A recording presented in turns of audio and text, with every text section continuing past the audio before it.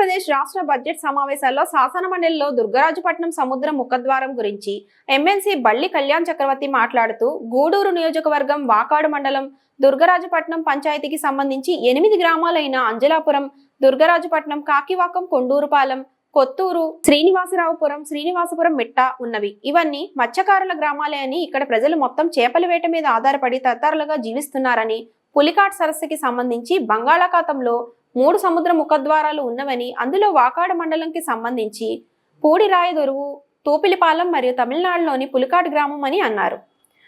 దుర్గరాజపట్నం పంచాయతీకి సంబంధించి సముద్ర ముఖద్వారంకు కూడా బడ్జెట్ కేటాయించి అక్కడ ఉన్న వేల మంది ముత్యకార కుటుంబాలకు శాశ్వత పరిష్కారాన్ని ఇచ్చి వారి కుటుంబాల్లో ఆనందోత్సవాలు నింపాలని రాష్ట్ర ప్రభుత్వాన్ని కోరుతున్నానని ఎమ్మెల్సీ కళ్యాణ్ చక్రవర్తి అన్నారు.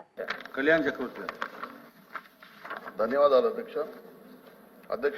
తిరుపతి జిల్లా గూడూరు నియోజకవర్గం వాకాడు మండలం దుర్గరాజపట్నం పంచాయతీకి సంబంధించి 8 సమీప గ్రామాలు ఉన్నాయి అధ్యక్ష. ఇక్కడ ప్రజలు మొత్తం చేపల వేట మీద ఆధారపడి తరతరాలుగా జీవిస్తున్నారు అధ్యక్ష.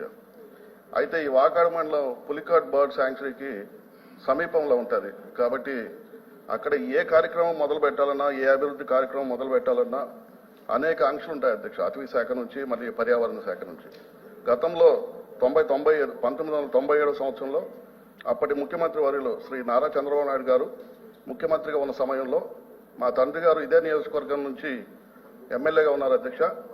అప్పుడు అక్కడ ఒక హై లెవెల్ కెనాల్ నిర్మించాలంటే షార్ నుంచి అనేక ఆంక్షలు వచ్చాయి అధ్యక్ష. అయినా సరే ముఖ్యమంత్రి గారు చొరవ తీసుకొని ఆ మనపాలెం వద్ద హై లెవెల్ కెనాల్ ఉప్పుతేరు మీద నిర్మించడం జరిగింది అధ్యక్ష. ఈ రోజు ఆ హై లెవెల్ కెనాల్ నిర్మించడం వల్ల 8 గ్రామాలకు రోడ్డు సౌకర్యం ఏర్పడింది అధ్యక్ష. పులికాటుకు సంబంధించి బంగాళాఖాతంలో 3 సముద్ర ముఖద్వారాలు ఉన్నాయి అధ్యక్ష.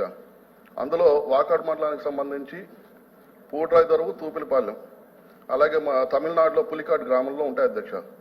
ఉత్తర దిశ గాలి వల్ల ఈ ముఖద్వారాలు ఎప్పుడూ ఇసుక మేటలతో మూసివేయబడుతుంటాయి. ఈ ఇసుక మేట ద్వారా సముద్రంలో వేటకు వెళ్లే మత్స్యకారులకు అనేక ఇబ్బందులు ఏర్పడుతున్నాయి అధ్యక్ష. కావున కేంద్ర ప్రభుత్వం మన రాష్ట్రంలో పూడిరాయదొరువు ముఖద్వారానికి పూడికి తీతకు 97 కోట్ల రూపాయలు మంజూరు చేసి ఉన్నది అధ్యక్ష. అలాగే దుర్గరాజపట్నానికి సంబంధించి తూపిలిపాలెం ముఖద్వారంకి మన రాష్ట్ర ప్రభుత్వం చొరవ తీసుకొని వాళ్ళకి కొంత బడ్జెట్ కేటాయించి అక్కడ ఒక ముఖద్వారాన్ని ఏర్పాటు చేస్తే అక్కడ ఉన్న వేల మంది మత్స్యకారుల కుటుంబంలో శాశ్వత పరిష్కారాన్ని ఇచ్చి వారి కుటుంబాల్లో ఆనందోత్సవాలు నింపాలని మీ ద్వారా ప్రభుత్వానికి తెలియజేస్తారు.